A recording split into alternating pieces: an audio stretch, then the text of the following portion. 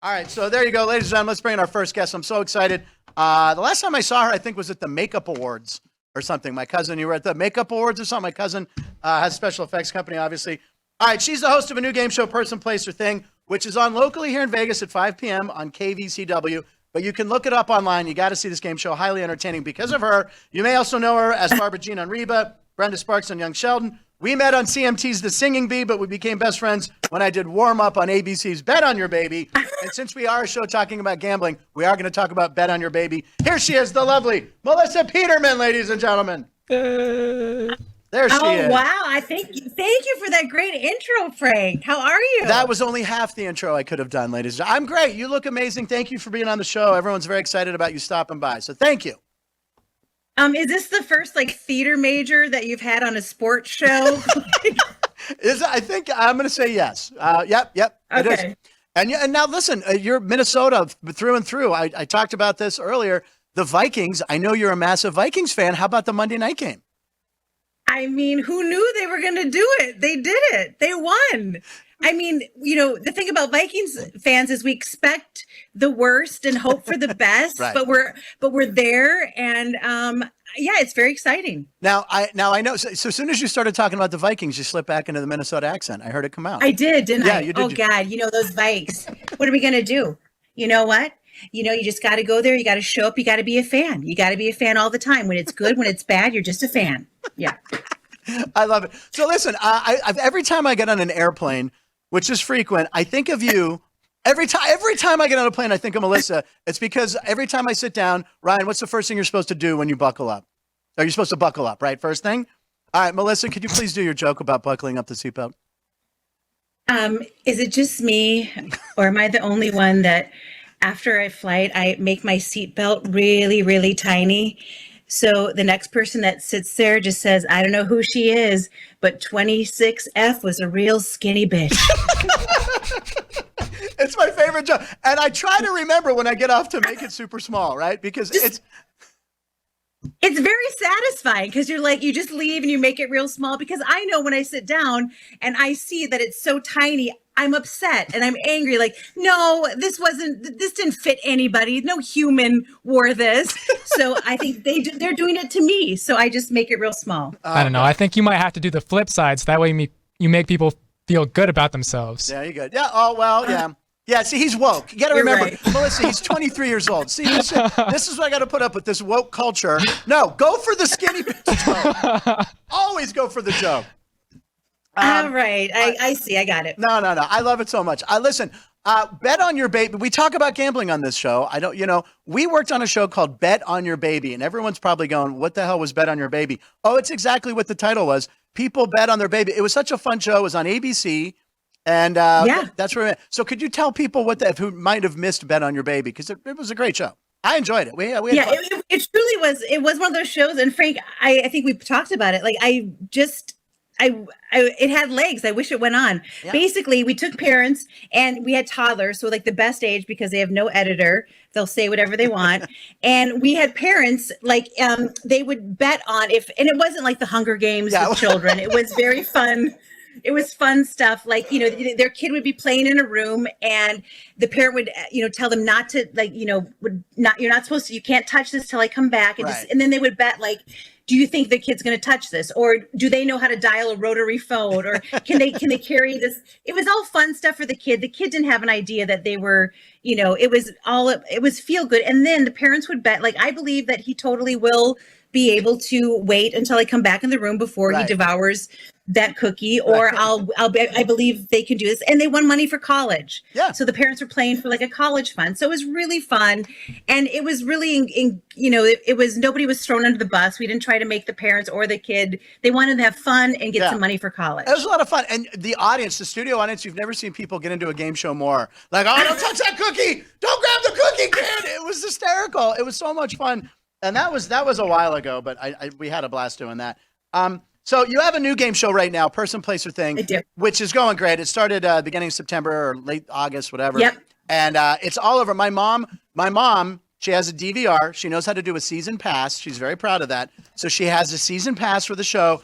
And when she's making dinner and doing dishes, she listens and watches the show. So Mom loves it. Person, Place, or Thing. And explain to people where it's nationally syndicated, so you can watch it everywhere. But if you can just run down the premise of the show. It's basically it's like 20 questions for the 21st century. We take 20 questions, like, is it a person, place, or thing? And the contestants can ask yes or no questions. I will give clues after every few questions.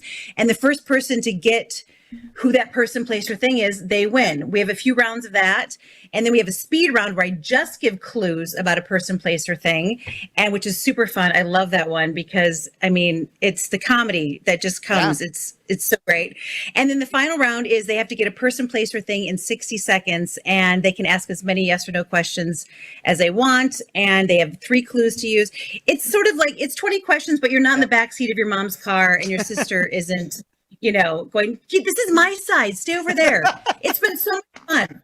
And it truly lends itself to like so much humor, it just naturally does, which I love. And you're so good at it too, of just everybody's funny. Everybody's got a story. So if you sort of sit back as a host, funny just happens. It's a perfect vehicle for you because it gives you those gaps to get jokes in all the time.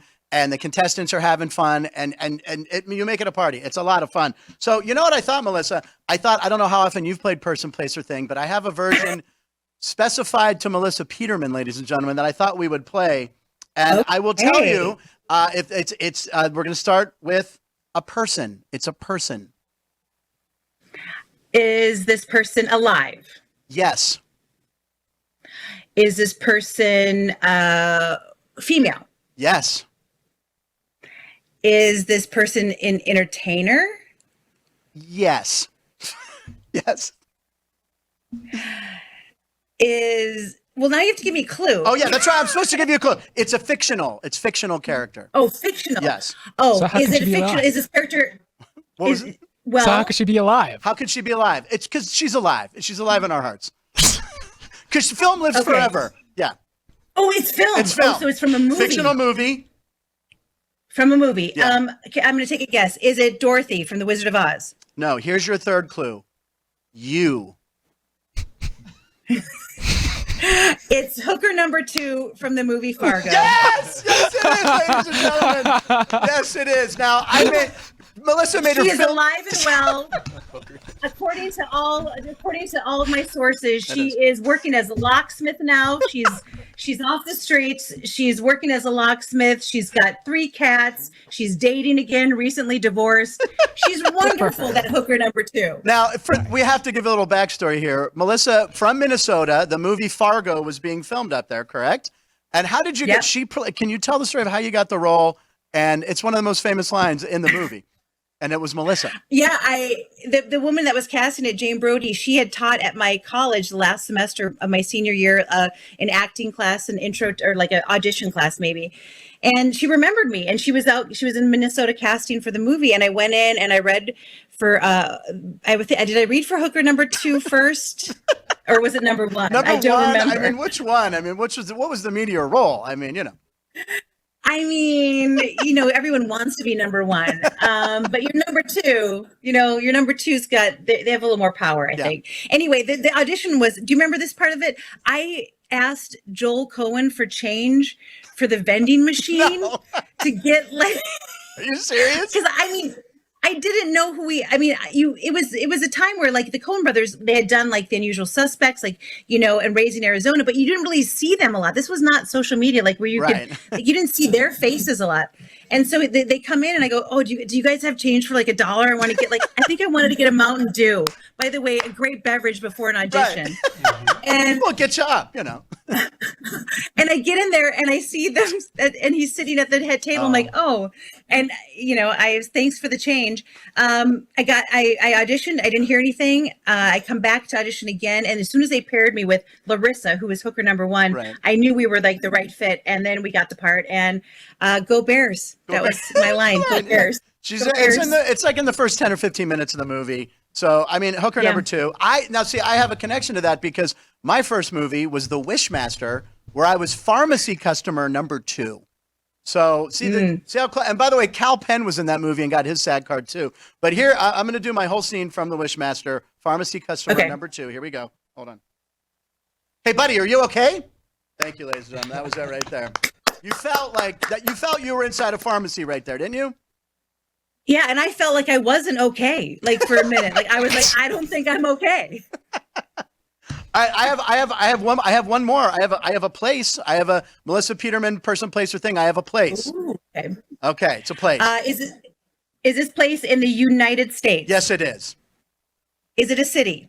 No, it's not a city. It is 1983 is your clue. Place. 1983. Is it Paisley Park? No. Or Prince? Nightclub. First Ave. First Ave. There it is. First Ave. Now, First Ave, we want to talk, Melissa's a massive Prince fan. She's from Minnesota. I think you have to be, right? Nightclub that was in the movie Purple Rain was First Avenue, where Prince started. And how many times approximately had you gone to that club and seen Prince? Because I know it's a crazy amount of time. Well, I've seen him, I think in my lifetime, like live, like over 20 some times, but I was too young. I only got into First Ave one time to see it because I was I wasn't quite of age when he was playing there. But I've been to First Ave so many times, and every time I go back, I go see him. But I've seen him in so many different venues. He was and will always be just a genius. And he's the soundtrack to my life. I mean, for real. I mean, like, I've got the tattoo. You have what's your tattoo for everyone? You don't have to oh God. Oh, can I read? Yes. Can she do it, ladies and gentlemen? She's rolling it up. Hold on. She's moving the camera. Almost. There it is. Yes.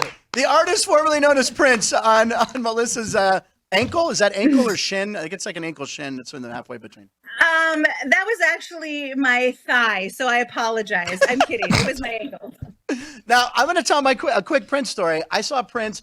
It was here in Vegas. Okay, we were filming Street Smarts here, so it was like early 2000s, and the word got out that Prince was going to be playing a free private show at the MGM nightclub, whatever the club was there. So we go over at like 10, right? We want to get there early because he's not supposed to go on till like 2 a.m. So we get there at like 10 and we get some seats at the bar. So we're sitting there and we're like, this is going to be perfect. Prince is going to come out. So as 11 o'clock creeps on, midnight, all of a sudden people are coming, packing the floor. We're like, that's fine. Our chairs were kind of high up, like a chair I'm sitting in now. We're like, we're going to see Prince straight ahead. Boom. Right about 2 a.m., two giant guys come and stand right in front of me. And I'm like, son of a dad. So I'm like, hey, and the guy kind of turns. It was Magic Johnson. It was Magic Johnson. Yeah, it was Magic Johnson. So I could be like, hey, bud, oh, ha, ha, what's up, Magic?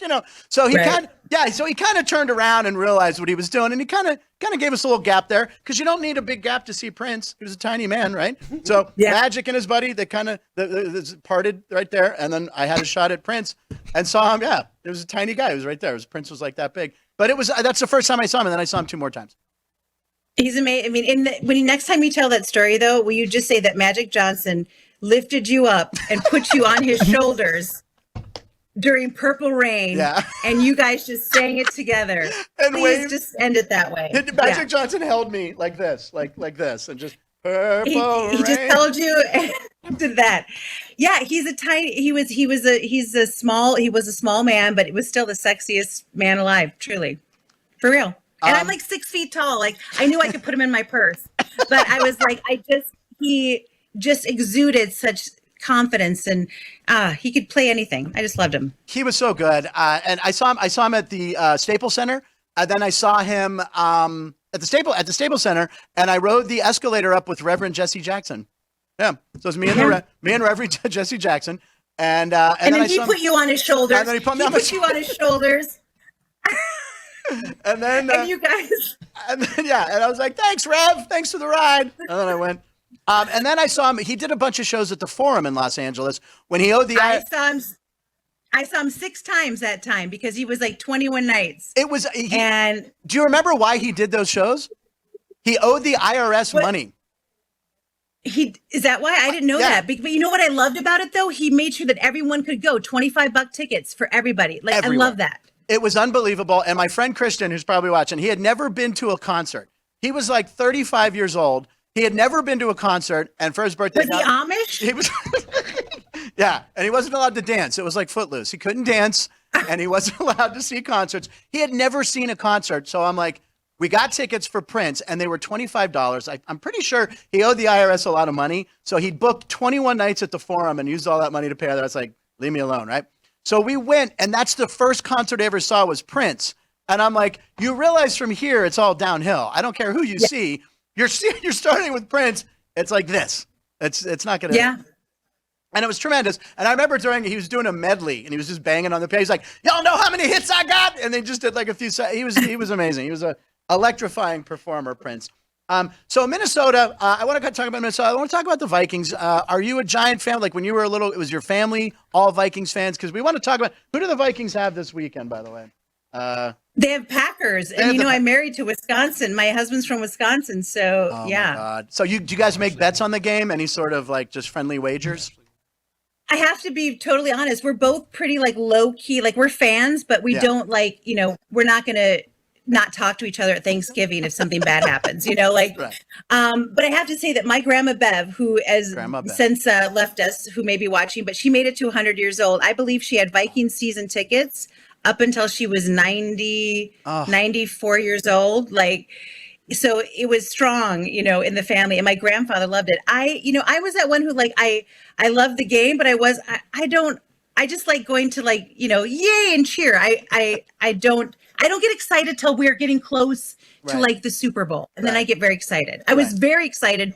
2 years ago? Yeah. I mean, or was it? Last year, you guys were like, they lost to the Giants. They lost to the Giants in the playoffs? Is that who it was? Yeah. Okay. Well, this Minneapolis Miracle when they had Stephon Diggs. Yeah. Against that was the against Saints. New Yes. Orleans. Yeah. That was She's. And by the way, that meme that went around that Prince was somehow in there involved in that miracle and assisted. Did you see that? No, I there were did. so many memes Look that going up around. if you can. Right? Yeah, we're gonna look it up. It's so awesome. Yeah, it was so awesome. Look, I was always a Vikings fan. Even as a kid, I liked the purple uniforms, and I loved Fran Tarkington, who was the quarterback. His name was close to Frank, and he scrambled around. And he was. If you've never seen Fran Tarkington, remember, folks, you're on YouTube watching the show after our show, not before it ends. After the show, Google Fran Tarkington. This guy, I think when he retired, he had 49,000 yards. He led the NFL. He was the career passing leader when he retired, and it took 17 years for someone to break his record. That's how prolific he was. But unfortunately, they made it to like 3 or 4 Super Bowls, and they lost them all. Now, but back to your grandma Bev. You said she was a season ticket holder. Was she going to those outdoor games in Minnesota? Yeah. Yeah, that's how we're built. I mean, we can have a blizzard and we will just like scratch out 2 peepholes in our car and we will get to a game. Like that's how it goes. So, I mean, Metropolitan Stadium. God, yeah, it would be like single digits there. It was cold, but maybe that's why she lived to be 100, cryotherapy. She was doing it all the time and we didn't know it. She was ahead of her time, Grandma Bev. I love it. Ryan, did you find the meme of Prince? I did. Could we see it? Can you bring it up there? Give us 1 second. All right, I got to transfer it over. The Vikings, but for some reason, the Vikings are underdogs. So here at the South Point, where is it? There it is. It's so good. Dearly beloved, we are gathered here today. Oh, that's unbelievable. Man, Prince. So good. So anyway, your Vikings are on the road in Green Bay, and Green Bay's favored. Green Bay does not look good, Ryan. They're not a good team. Minnesota coming off the Monday night win against San Francisco.